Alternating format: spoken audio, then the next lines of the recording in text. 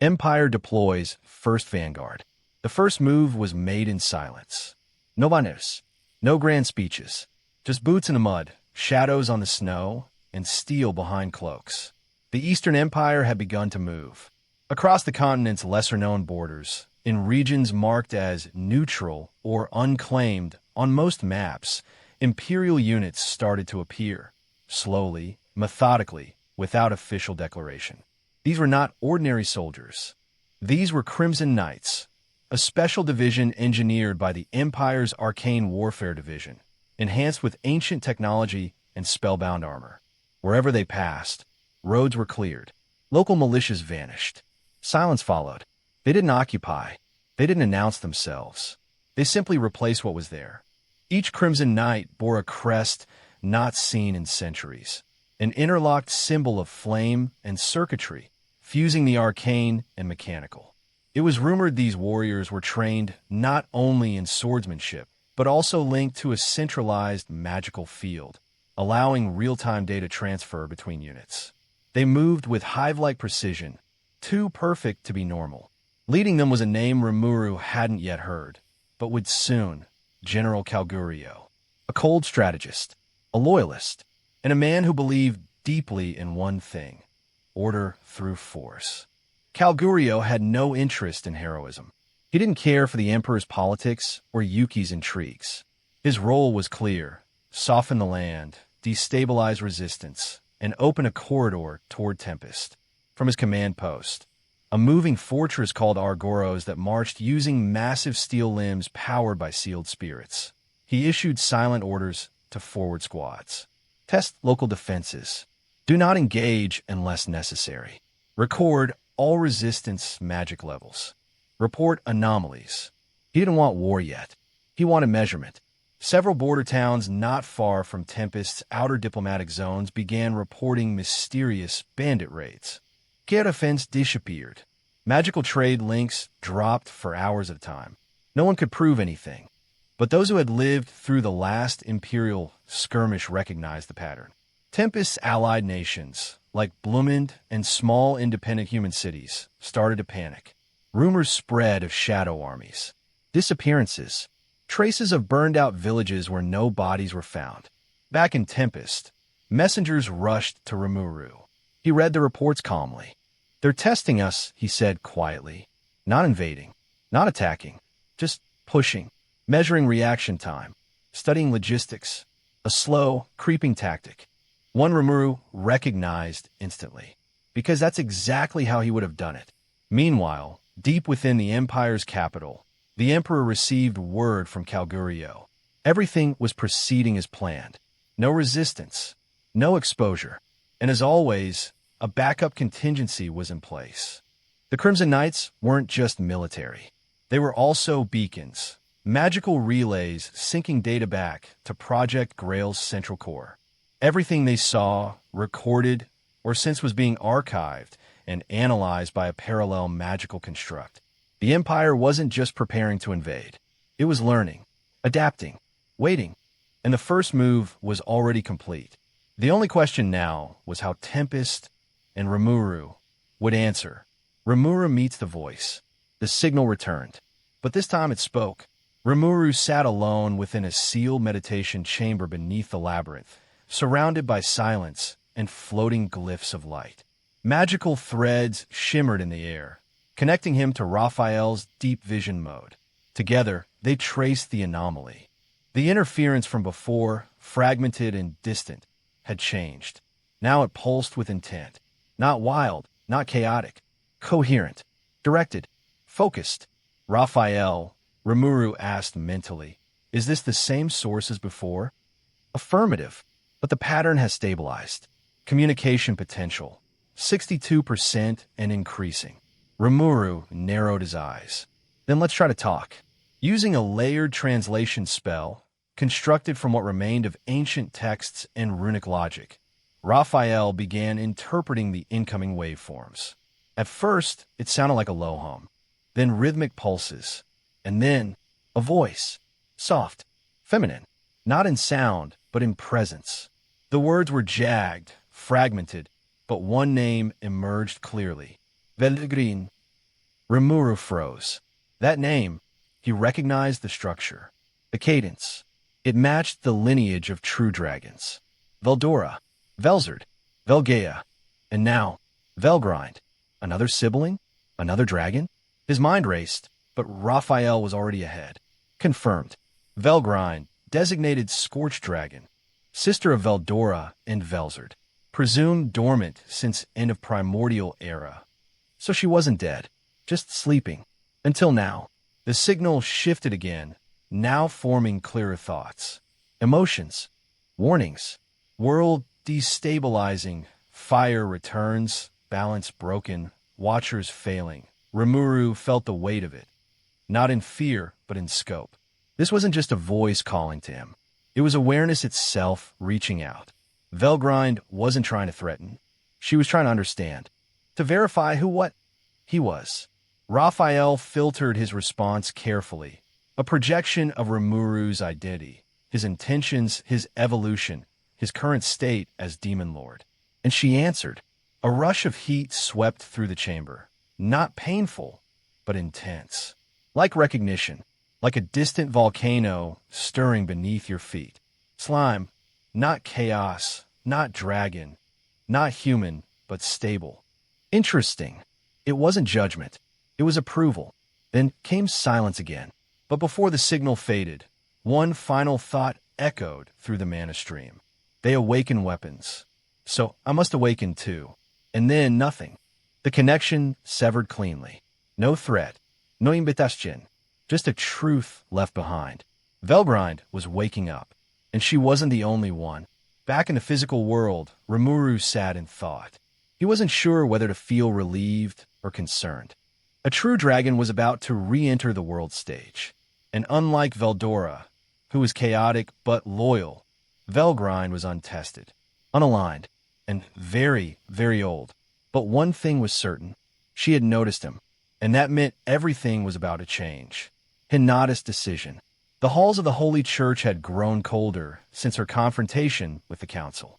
Not physically, but in spirit, where once Hinata Sakaguchi walked as the sword of justice. Now she moved like a ghost within the very walls that raised her. Paladins still bowed. Acolytes still watched with reverence. But behind the eyes, behind the prayers, there was a new layer. Doubt, division, distrust. And Hinata felt it all. She had given the Council a chance. A final chance to sever ties with Yūki and reclaim their honor. They refused. Proudly. Publicly. Willingly. And so, she made her choice. She would no longer wait. Inside a quiet chapel lit only by the dawn, Hinata stood before her most loyal knights. Arnaud, Leonard, and a few others she trusted beyond rank or regulation. They were not many, but they were enough. I'm leaving the capital, she told them directly. I'll speak with Rimuru, personally. That made several of them stiffen. Rimuru, the Demon Lord, the one she had once tried to kill, the one who had spared her despite having the power not to. But Hinata didn't flinch. I need to know the truth. Not from filter reports. Not from spies. From him. Arnaud, ever her second-in-command, stepped forward. And what of the Council? They may declare you rogue. Hinata nodded. Then let them. Leonard asked the next question. Will you fight for them again? Her response was quiet, but firm. Only if they earn it. In the days that followed, Hinata set her plans into motion. She ordered her trusted paladins to disperse. Not for war, but to protect. Vulnerable border villages, refugee routes, diplomatic channels. All were now potential targets in Yūki's growing web of conflict. If the Empire began its push, or if manipulated nations turned on Tempest, innocents would suffer first. Hinata wouldn't allow that. Even if the Church turned its back on justice, she would not. Each knight left with coded orders, dead-drop locations, and divine seals that only Hinata could revoke. This wasn't rebellion.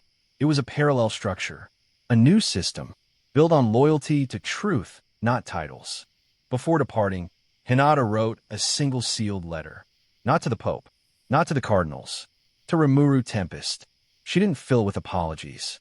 She didn't ask forgiveness. She simply wrote, I once thought you were a threat. Now I think you may be our only hope. I'm coming to speak. No sword, no lies. Just truth. Wait for me. As she left the church gates, alone, in plain armor, with no banners or ceremony, several guards watched her go. Some whispered, some sneered, but one bowed. And Hinata didn't look back, because from this moment forward, she wasn't walking for the church anymore. She was walking for the world. Yuki's trap is set. Not all wars begin with armies. Some begin with a shipment rerouted, a border dispute staged, a merchant's words twisted just enough to ignite suspicion. And that was exactly how Yuki Kagerizaka preferred it. Deep within a fortified estate far from public eyes, Yuki stood before a map of the Western nations, updated daily with magical tracking markers, mana level fluctuations, and confidential intel gathered by his vast network of informants, agents, and bribed officials. He smiled as he moved 2 small markers across the border between Farminas and Blumend, 2 nations already walking a tightrope of uneasy cooperation, both allied with Tempest, but barely. Let's see how well your peace holds up, Rimuru, he whispered. The plan was deceptively simple. A large trade convoy carrying critical resources from Blumend to Tempest will be accidentally redirected through a contested border path.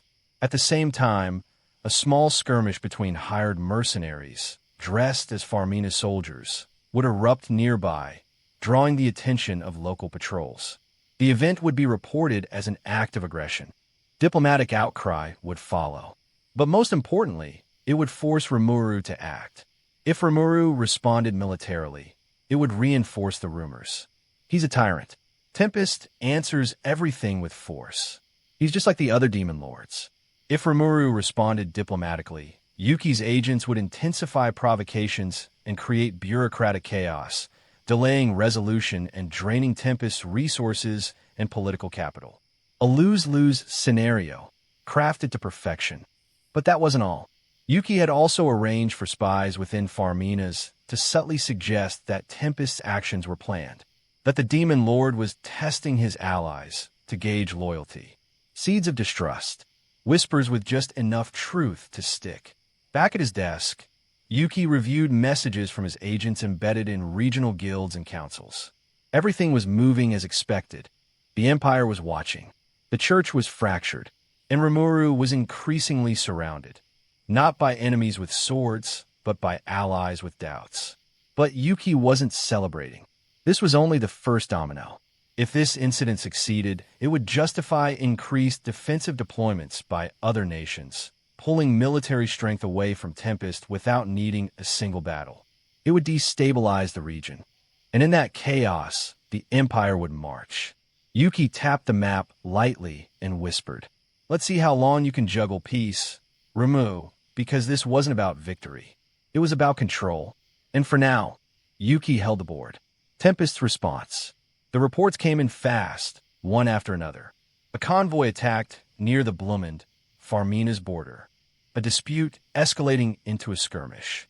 Accusations flying in both directions. Tensions rising. And Tempest caught right in the middle. Inside the command hall, Rimuru reviewed the information in silence. Floating screens surrounded him. Real-time updates, magical maps, live feed recordings from Soai Shadow Scouts. Everyone in the room was tense. Everyone except Rimuru. He wasn't surprised, not even annoyed. He knew this was Yuki's work. The subtle fingerprints were everywhere. Just enough chaos to stir emotion, just enough ambiguity to divide allies, just enough coincidence to make diplomacy seem like failure.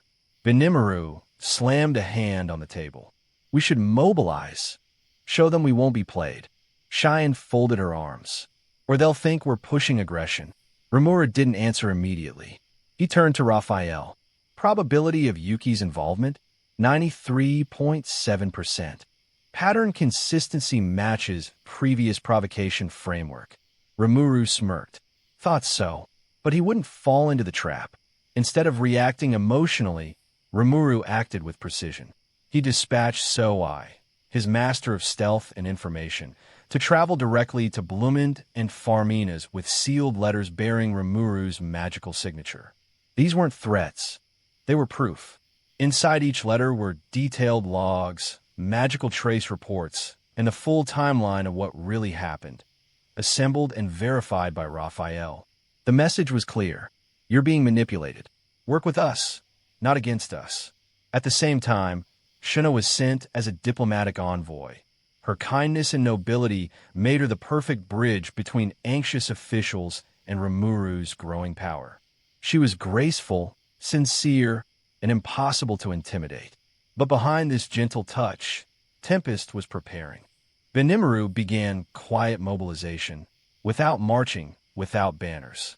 Units were rearmed, magical communication lines reinforced, portals tested and secured. Tempest didn't want war, but if it came, they would meet it ready. Rimuru understood something most leaders didn't. Power isn't just in reaction. It's in control. Control of the message. Control of emotion. Control of the battlefield before the battle ever begins. As expected, Yūki's fake conflict began to fall apart within days. Farmina's officials, confronted with evidence, backed down. Blumen's leadership agreed to reopen diplomatic talks. No fighting, no political fallout, just a quiet victory. Back in the command room, Rimuru looked out the window. The game's change, he said softly. They're not just attacking Tempest. They're attacking the idea of what Tempest is. Raphael responded. Correction, the idea of what Tempest may become. Rimuru smiled, because Yūki had made one critical mistake. He tried to turn Rimuru into a monster in the eyes of the world. But all he had done was give him a reason to become a leader.